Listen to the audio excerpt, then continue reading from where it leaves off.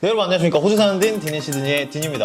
제가 지난번에 호주 세금 관련 뉴스를 전달 드리면서 이제 호주에 있는 회계사님과 한번 구독자분들을 포함해서 교민분들, 워홀로 유학생들에게 좀 이렇게 양질의 정보를 한번 전달해드리고 싶다고 말씀드린 적이 있는데 오늘 직접 회계사님이 또 자리를 해주셨습니다. 이제 세금 시스템에서 전반적인 이해와 다양한 조언들을 이제 전문 회계사님께서 직접 해주실 건데요. 먼저 김재현 회계사님을 제가 소개해드리도록 하겠습니다. 안녕하세요. 네, 안녕하세요.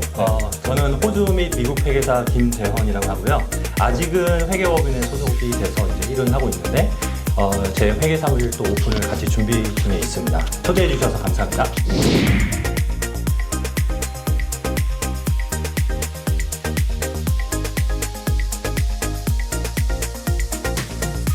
저는 이런 분이 저한테 연락을 주셨다는 게 너무 감개무량한 게 아이고. 한국에서도 회사 이제 그 사업체에서 네. 재무팀을 하셨고 또 호주에 와서도 호주 회계사시고 또 미국 회계사까지 지금 다 자격을 갖추신 전문인이시잖아요. 오늘 제가 영상을 찍으면서 반드시 다 뽕을 뽑아내도록 하겠습니다.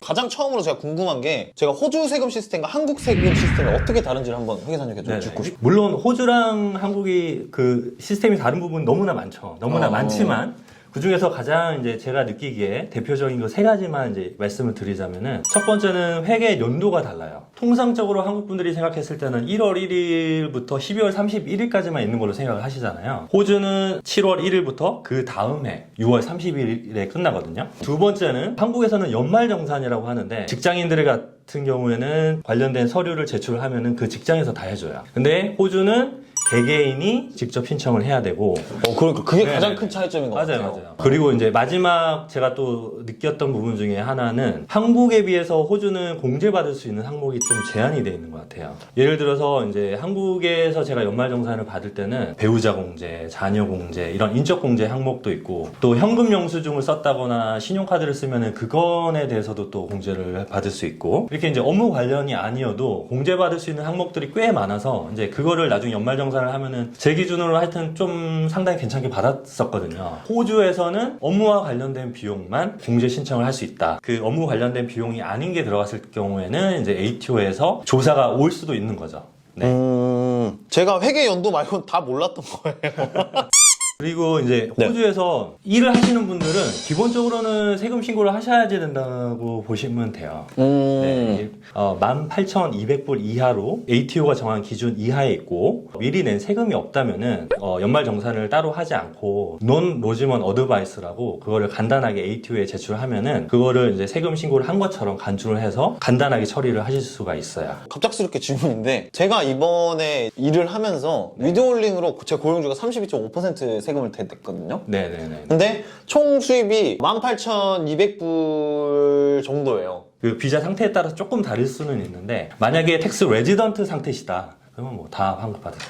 오케이, 알겠습니다. 인디비주얼 같은 경우는 대부분은 텍스 리턴 받는 금액이 더 많거든요. 또 소득 금액이 이제 크지가 않기 때문에 일단 그거를 적극적으로 ATO가 페널티를 매기지는 않는데 본인이 받을 수 있는 건이 있는데 안 받으신다는 건 좀 손해잖아요. 그렇죠. 환급 신청을 통해서 연말정산을 통해서 이제 환급을 받으시는 게 좋고요. 근데 그렇게 해서 내야 될 세금이 또 있을 수도 있잖아요. 그 금액이 너무 커서 만약에 한 번에 못 낼 것 같다. 페이먼트 플랜이라고 해서 나눠서 낼 수 있게끔 도와주는 서비스가 있으니까 그거를 이용하시는 게 좋고 그래도 만약에 못 낸다. 그러면 이제 ATO가 워닝 레터를 몇 번 보내요. 그래도 안 낸다. 콜렉터한테 넘어가거든요. 계속 빚 독촉을 받으실 거예요. 한국에서도 그렇고 호주에서도 그렇고 원천징수라고 하는데 뭐 월급의 그 그로스를 다 받는 게 아니고 그거에 맞는 텍스 테이블이 있어요. 위드홀딩 텍스 캘큘레이터라고 텍스 테이블에 자기 인컴 수준에 맞춰서 위드홀딩 텍스라고 원천징수를 하세요. 회사에서. 인플로이는 그걸 해야 되는 의무가 있어요. 그래서 의무적으로 그거를 이제 원천징수를 하고 넷 금액을 받으시는 거거든요. 이제 회계연도가 마감이 되고 나서 1년 동안 본인이 벌어들인 총 그로스 인컴이 있고 인컴에 대해서 낸 세금 부분이 있을 거 아니에요. 그거를 이제 정산하는 과정이죠. 만약에 더 낸 게 있다. 자기가 업무 관련된 비용을 청구를 해서 소득을 낮춰서 세금을 환급받는 거고 텍스 레지던트나 이런 것들이 잘못 표기가 돼서 덜 냈다. 그때는 더 내야지 되는 거고 그 회계연도가 끝나면은 스테이트먼트를 가지고 ATO에 가서 자기의 1년 인컴은 이만큼이었고 이미 낸 세금이 이만큼 있으니까 그 나머지 부분은 이제 내가 대부분은 이제 돌려받죠. 돌려달라고 이제 신청하는 게 텍스 리턴이죠. 급여 소득만 있으실 경우에는 대부분 돌려받고요. 급여 소득만 급여 소득 외에 외에도 또 인컴이 있을 수 있잖아요. 네, 예를 그렇죠, 들어서 그렇죠. 이제 회사 주식에 투자를 했는데 주식에서 디비덴드 인컴, 배당금을 받았다. 아니면은 뭐 부동산 인베스트먼트 프로퍼티가 있어서 거기서 렌털 인컴이 있다든지 뭐 이런 소득이 있는 경우는 그 소득이 다 합산이 돼서 이제 계산이 되는데 이제 그런 경우에는 나중에 정산해서 더 내야 될 세금이 있을 수 있는 거죠. 그런 경우를 제외하면 그냥 네, 급여만 받는 사람들은 대부분은 똔똔이고 아니면 자기가 본인이 이제 신청한 비용 클레임이 있기 때문에 디덕션 클레임하는 항목이 있기 때문에 대부분은 환급을 받게 되시는 거죠. 네. 그럼 저는 여쭤볼 게 네. 그럼 대부분 돌려받는다고 했는데 네. 그럼 호주인들 기준으로 이제 호주 뭐 영주권자, 네. 시민권자 하는 교민분들 기준으로 어느 정도로 혹시 돌려받나요? 그거는 뭐 소득 레벨에 따라서 틀린데 네. 보통은 한 2,000에서 5,000불 정도 사이인 것 같고 2,000에서 5,000불 네, 사이. 절세 혜택을 보시는 분들은 더 많이 환급 받으세요. 그럼 네, 혹시 네, 네. 정말 그냥 사적으로 너무 궁금해서 네. 그런데 그럼 지금까지 텍스 리턴했던 고소득자 고객님 중에서 네. 가장 많은 금액을 세금공제를 받으신 분은 어느 정도?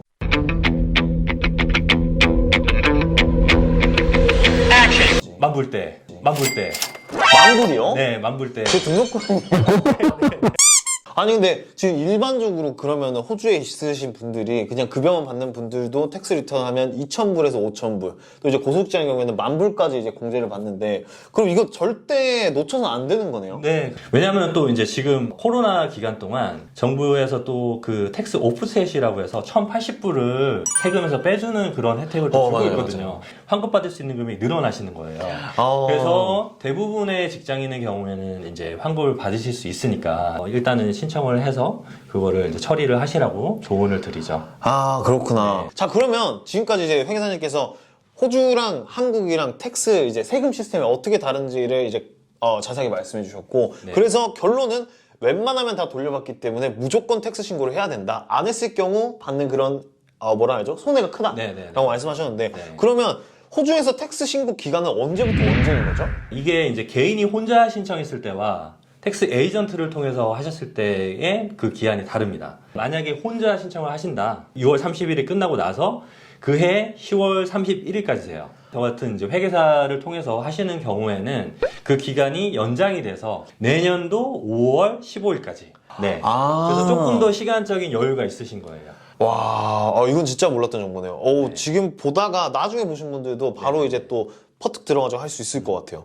좀 더 자세하게 들어가 보고 싶은데 워홀러 그리고 뭐 유학생 뭐 호주 거주자 비거주자별로 세금 테이블이 존재한다고 말씀하셨잖아요. 네네. 정확하게 텍스 테이블이 몇 개가 존재하는 거죠? 세 가지 텍스 테이블이 있다고 보시면 될 것 같아요. 인디비주얼 기준으로. 첫 번째는 이제 텍스 레지던트. 두 번째는 텍스 non 레지던트. 이제 foreign 레지던트죠. 그리고 세 번째는 워킹 홀리데이. 이제 호주 세법상 거주자의 구분이 비자 목적상의 그 구분이랑 좀 달라요. 유학생 같은 경우에는 이제 세법상으로는 텍스 레지던트로 들어가시거든요. 텍스 레지던트의 텍스 테이블을 먼저 이렇게 살펴보시면은 크게 5가지 구간이 있습니다. 첫 번째 구간은 0부터 18,200불까지의 소득에 대해서는 세금이 하나도 없어요. 면세 구간이라고 하죠. 아예 없. 그 이후에 45,000불까지의 소득에 대해서는 19%의 세금을 떼시게 돼요. 이제 45,000을 넘어서 12만 불까지 소득에 대해서는 32.5%, 12만에서 18만 불은 37%, 그리고 18만이 넘어가는 부분에 대해서는 45%의 세금이 적용이 되시는데 텍스 레지던트 같은 경우에는 여기 이 세금 외에도 메디케어 레비가 2%가 따로 붙는다는 걸 꼭 명심을 하셔야지 돼요. 네. 텍스 non 레지던트를 보시면은 네. 다른 특징은 앞에 두 구간이 이제 다른 거거든요. 예전에 그러네요. 면세 구간이 있다는 부분이 없다. 네, 아예 없. 텍스 레지던트는 45,000까지는 19%였는데 non 네. 레지던트는 32.5%의 네. 세금이 적용이 되시고 그 12만 불을 이제 넘어서는 소득부터 18만 불까지는 37%, 그 이상은 45%이기 때문에 이 부분은 똑같아요. 외국인들한테 세금을 많이 떼네요. 그렇죠. 마지막으로 이제 그 워킹 홀리데이라는 예전에는 이 워킹 홀리데이도 2018년 전인가 그 전까지는 텍스 레지던트로 구분이 돼서 똑같이 이제 적용을 받으셨는데 2018년 정도부터는 워킹 홀리데이 세율이 따로 생겼어요. 가장 큰 특징은 45,000불까지는 15%의 세금을 부과가 돼요. 아, 무조건이요? 이것도 네네. 면세 구간이 없네요? 그게 가장 안 좋은 점이에요. 아, 그럼 그 전에는, 2018년 전에는 워킹홀리데이도 면세 구간이 있었던 네, 거네요? 맞습니다. 똑같이 텍스 레지던트처럼 면세 구간이 있었는데 지금 현재는 45,000불까지는 15%의 그 세율이 적용이 되고 그 이후 구간은 텍스 레지던트랑 똑같아요. 네. 지금 구간을 자세하게 다 설명해 주셨는데 제가 이제 궁금한 거는 거주자 세율을 보면은 0불부터 18,200불까지는 없다라고 하잖아요. 네네. 그리고 18,201불부터 45,000불까지는 19%인데 이제 제가 인컴이 네. 2만 불이면은 2만 불에 19%가 떼지는 건가요? 아니에요. 그 테이블을 보시면은 이제 5개 구간이 존재한다고 말씀드렸잖아요. 네. 2만 불 중에서 18,200불까지는 세금이 없는 거예요. 그러면 그 아. 부분은 세금이 0이고 18,200이 넘어가서 2만 불까지 구간은 19%가 적용이 된다고 했으니까 한 1,800불 정도 되네요. 그죠? 아, 거기에 대해서는 네, 그 부분에 대해서 19%가 적용이 되는데 실제로 본인께서 이제 텍스 리턴 신청을 해보시면은 자동으로 계산이 되십니다. 호주 거주자인 경우에는 이 세금 외에도 2%의 메디케어 레비가 들어간다고 하셨잖아요. 네네. 내가 만약에 면세 구간, 내 수입이 면세 구간에 있더라도 최소 2%는 거기서 내야 되는 건가요? 네, 맞아요. 아, 그렇구나. 이 네. 메디케어는 텍스 테이블 외에도 이제 별도로 2%가 부과가 되는 거라고 이제 말씀을 드렸거든요. 네. 이 메디케어라는 게 이제 한국으로 치면은 건강보험료 같은 거죠. 이제 텍스 레지던트는 기본적으로 2%의 메디케어 레비를 내야 되고 또 인컴이 일정 수준 이상인 경우에 예를 들어서 뭐 싱글인데 9만 불 이상이다. 아니면은 이제 커플인데 뭐 18만 불 이상이다. 그러면 이제 메디케어 서차지라는 게 또 붙어가지고 1.5% 정도의 추가적인 메디케어 레비를 또 내셔야 될 수도 있어요. 있는데 이게 안 내도 되는 경우들이 있거든요. 그 경우는 이제 인컴이 좀 적은 경우, 예를 들어서 싱글 인컴이 23,365불 이하인 경우 또는 이제 가족인데 그 인컴이 39,402불 이하인 경우에는 메디케어를 안 내셔도 되고 아까 말씀하신 대로 유학생이나 아니면 임시비자분들은 메디케어 혜택을 못 받고 계시잖아요. 그 혜택을 못 받기 때문에 메디케어 레비를 안 내셔도 됩니다. 근데 하지만 여기서 이제 명심하셔야지 될 게 이 메디케어 이 면제를 받으시려면 조건이 있어요. 그 메디케어에다가 메디케어 인타이틀먼트 스테이먼트라는 거를 신청을 해서 받으셔야지 됩니다. 본인이 학생 비자고 임시 비자이기 때문에 아직은 메디케어 혜택을 못 받고 있다는 확인서를 받으셔야지 되는데 그 확인 방법은 이제 그 신청서 폼이랑 여권이랑 이제 비자 정도를 가지고 메디케어에 신고를 하면은 2달 정도 이제 거쳐가지고 거기서 확인서를 발급을 해줘요. 그러면 그 확인서 발급받은 걸 가지고 텍스 리턴 신청을 할 때 메디케어 이그젬션 항목에다가 본인은 이제 그거를 안 내도 된다고 해놓으시면은 나중에 이제 ATO에서 감사가 나오더라도 그게 대응이 되는 거고 그 부분에 있어서 세이빙을 꽤 많이 할 수 있죠. 이 부분이 그 고객분들이랑 상담을 할 때 가장 많이 놓치시는 부분 중에 하나인 것 같아요. 그럼 저는 이거를 네. 해야겠네요. 하셔야 됩니다. 꼭 아, 하셔야 그렇구나. 됩니다. 네네네. 저 이미 지금 환급을 받았는데 나중에 해도 되는 건가요? 네. 수정 신고를 하시는 경우에는 ATO가 대부분은 인타이먼트 스테이먼트가 제대로 있는지 이거를 꼭 확인을 하는 경우가 많더라고요.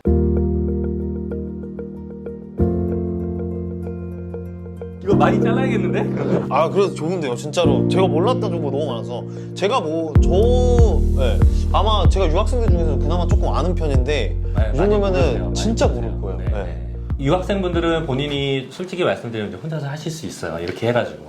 네, 대부분은. 왜냐면 다른 인컴이 없으시기 때문에. 그렇죠, 그렇죠. 네. 굳이 뭐 회계사한테 안 가셔도 되고, 대신에 이제 이따가 설명하겠지만 렌털 인컴이나 이런 분들은 이제 하시면 좋죠. 네, 알겠습니다. 그럼 계속해서 이제 다음 질문인데요. 지금까지 이렇게 텍스 리턴, 세금 공제, 호주에서의 세금 공제에 대해서 다 정말 자세하게 설명을 해주셨는데, 지금 얘기만 들어보면 제가 듣기에는 혼자서 하기 약간 좀 버거울 것 같거든요? 혼자서 할 수 있나요, 이거? 일단 결론부터 말씀드리면은, 네. 요새는 ATO에서 시스템을 잘 구축을 해놨기 때문에, 엄청 쉽게 하실 수 있어요. 마이겁이라고 들어보셨는지 모르겠는데, 마이겁이라고 이제 호주 정부에서 그 정부와 관련된 모든 계정을 통합을 해놓은 건데, 거기 계정을 만드시고, 그 계정을 만드시면은 ATO 그 마이텍스라는 거를 이제 링크를 시키실 수가 있거든요. 이미 ATO가 가지고 있는 모든 정보가 거기에 올라옵니다. 본인이 직장 생활을 하면서 이제 냈던 세금과 1년간의 소득, 은행의 이자 이자라든지 이런 것들이 프리필링 레포트라는 형식으로 이미 다 들어가 있기 때문에 소득 부분은 특별히 신경을 많이 안 쓰셔도 되고요. 뭐 공제 신청하고 싶은 항목들이 있을 거 아니에요. 뭐 영수증이 있는 건들 그런 건들을 입력해서 마무리하시면은 뭐 쉽게 처리가 가능하고요. 이제 만약에 그게 없으면은 페이퍼로도 신고가 가능하긴 한데 페이퍼는 일단은 뭐 프로세싱 기간도 오래 걸리고 하니까 어카운트를 만드셔서 하는 게 가장 빠르신 방법입니다. 어느 정도 걸리나요? 시간이? 지금 프로세싱 기간은 대략 한 2주 정도 생각하시면 돼요. 본인이 작성해서 그거를 로지를 했어요. 하고 나서 리턴을 받거나 이게 하는데 총 걸리는 시간이 한 2주 정도. 아, 2주 정도? 네, 생각하시면 되는데 만약에 이걸 페이퍼로 하시면은 한 50일 정도? 50일 정도? 아, 되게 오래 네, 걸리네요. 걸리시니까 이제 차이 당연히 심하구나. 마이겁을 통해서 하시면 되겠죠. 네. 알겠습니다. 근데 만약에 이제 ATO가 프로세싱을 하다가 데이터 매칭을 통해서 하다가 그 특이사항이 발견이 되면은 그게 좀 딜레이가 될 수 있어요. 이제 지금까지 이야기를 들어보면 굉장히 복잡해서 당연히 회계사를 통하는 게 훨씬 더 간편할 수 있겠다라는 생각도 드는데 혹시 이제 회계사님께서 생각하는 왜 전문성 있는 회계사와 함께 세무 업무를 해야 되는지 그 이유가 있을까요? 일단은 말씀드린 것처럼 급여 소득만 있으시다면은 혼자서 충분히 가능하시긴 하거든요. 이제 이런 유튜브를 보신다거나 이제 주변에 조언을 얻어서 본인이 공제할 수 있는 항목들에 대해서 잘 챙기시면은 이제 더 좋을 것 같고요. 근데 이제 급여 소득 이외에도 ABN이 있어서 솔트레이더로 일하고 계시는 개인들도 있으시고요. 렌탈 프로퍼티 이런 투자 부동산이 있으시거나 아니면은 주식 거래나 암호화폐 거래가 있으신 경우에는 그걸 처리하는 그 세법이 조금 복잡한 경우들이 꽤 있어요. 이제 회계사나 세무사한테 조언을 받으시면은 이제 실수도 줄이실 수 있고 공제받을 수 있는 항목을 잘 모르시잖아요. 그런 부분에 대해서 어떤 부분을 이제 공제받을 수 있을지 저희가 조언을 드릴 수 있기 때문에 그 부분에서 세금 공제를 받으실 수 있는 금액이 커질 수가 있는 거죠. 그리고 또 한 가지 이제 그런 서비스를 받아서 회계사한테 이제 그 비용을 주신 것도 나중에 텍스 리턴할 때 공제 항목을 넣으실 수 있거든요. 아, 그래요? 네. 저 이거 몰랐어요. 네. 그래서 고소득자이신 분들은 예를 들어서 뭐 이제 제 입장에서 저는 유학생인데 워홀러나 유학생 입장에서 회계사님을 통해서 이런 텍스 리턴 세금 공제 업무를 한다고 하면 비용은 어느 정도 내야 될까요? 비용은 저렴한 가격부터 뭐 다양하겠지만 네. 보통은 70에서 100불 아니면은 조금 복잡한 경우는 150불? 뭐 이 아. 정도 수준에서 제가 알기로는 이제 한인 그 회계 시장에서는 그 정도 수준에서 처리를 해드리는 걸로 알고 있어요. 텍스나 이런 것들 잘 모르시는 분들은 처음에는 회계사님의 도움을 받는 것도 이제 나쁘지 않다. 왜냐하면 그런 자기가 어떤 부분을 공제받을 수 있고 그런 것들 전혀 모르시는 상황이니까 처음에는 그런 도움을 받으시고 그 이후에 만약에 똑같은 일을 하고 계시고 공제받을 수 있는 항목이나 이런 것들이 비슷하다. 그러면 이제 그때는 마이겁을 통해서 혼자 하시는 게 오히려 더 나으실 수도 있죠. 오늘 이렇게 오늘 영상에서 이제 회계사님이랑 같이 호주 세금, 한국 세금 해가지고 이런 세금 시스템 전반에서 알아봤는데요. 오늘 이야기를 들어보면은 생각보다 개인 근로소득만 있으신 분들한테는 굳이 이제 회계사님을 통하지 않고도 개인으로 할 수 있는 게 바로 이 호주에서의 세금 공제인 것 같습니다. 만약에 본인이 거기까지 이제 지식이 없다, 조금 이제 정보가 부족하다라고 생각하시면 전문 회계사님과 함께 저렴한 이제 비용으로 진행을 하시는 게 나을 것 같습니다. 지금까지 영상에서는 이제 호주 세금 시스템에서 저희가 다뤄봤는데 다음 영상에서는 또 여러분 구독자님께서 저한테 보내준 질문들이 몇 가지가 있으세요. 그래서 그 질문들에 대해서 김재현 회계사님이랑 이어서 촬영을 하도록 하겠습니다.